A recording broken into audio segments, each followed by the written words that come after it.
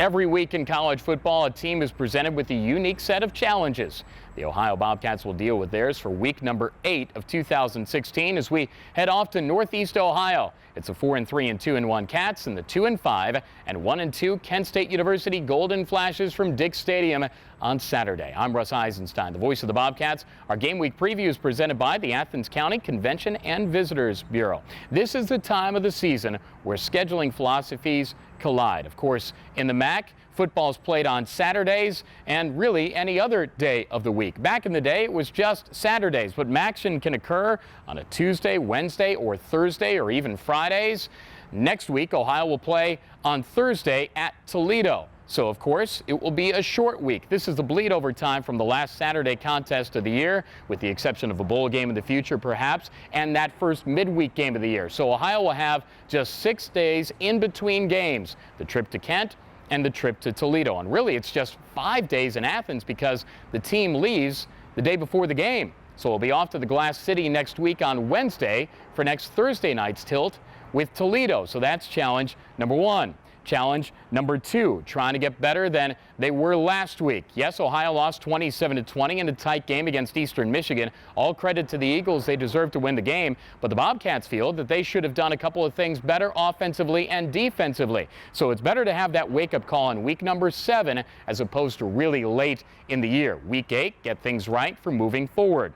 The other challenge this week, the opposition. Don't be fooled by Kent State's record. These games have generally been tight. Last year was a little bit of an aberration. Remember, Ohio won it 27-0.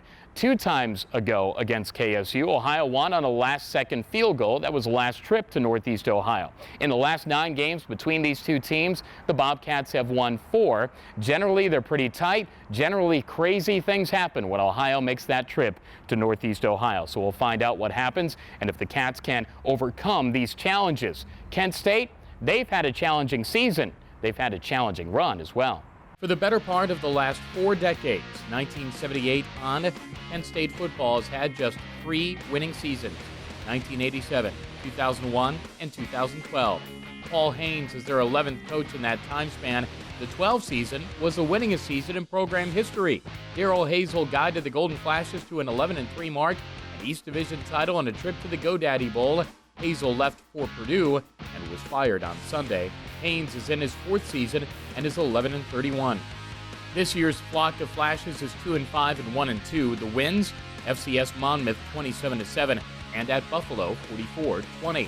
The losses: Penn State, Alabama last week to Miami 18-14, and perhaps the 2 toughest ones to take: losing to FCS North Carolina A&T in 4 overtimes 39-36 in week 2, and their rivalry game with Akron 31-27. KSU took the lead with 1:02 left, lost it with 20 seconds left. Ohio has had to deal with injuries this year, but perhaps nothing like Kent State has had to at the quarterback position. 3 are hurt. It's come down to Miles Washington, who's a running back around to George Bolus. They are injured at running back too, so Will Matthews has had to fill in. With all of the injuries, it really isn't fair to dissect the numbers, but KSU is last in the league in total offense with 311 yards per game. Defense will keep them in the game. They are tough and play hard. It's the 4th best in the MAC, giving up 353 yards per. They are +2 in turnovers, had 16 sacks and 5 interceptions. The epitome of playing hard and tough, the senior DB Nate Holley. No one in the country has more tackles than he does. He has 92 in 7 games. DN Terrantois is a sack behind Ohio's Terrell Basham in the MAC sack race. He has 5. All are solo.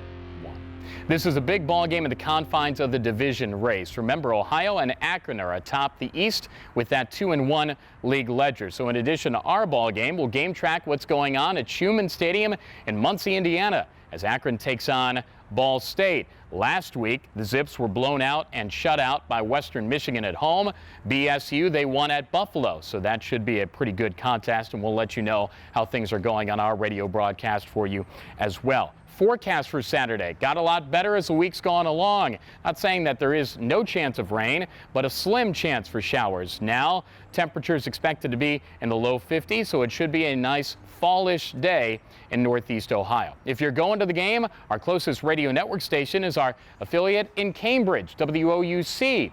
FM 89.1. You might be able to get that at Dick Stadium, but you most certainly can get us on your smartphone via the TuneIn radio app. TuneIn.com/Ohio Bobcats, as Rob Cornelius and I will paint the picture for you. It's also on ESPN3. All right, we've got you set for Ohio and Kent State, Week 8 of Bobcat football 2016. Thanks to Derek Mashiro for his good work and the entire Bobcat TV crew. Our game week previews are presented by the Athens County Convention and Visitors Bureau on the web at AthensOhio.com.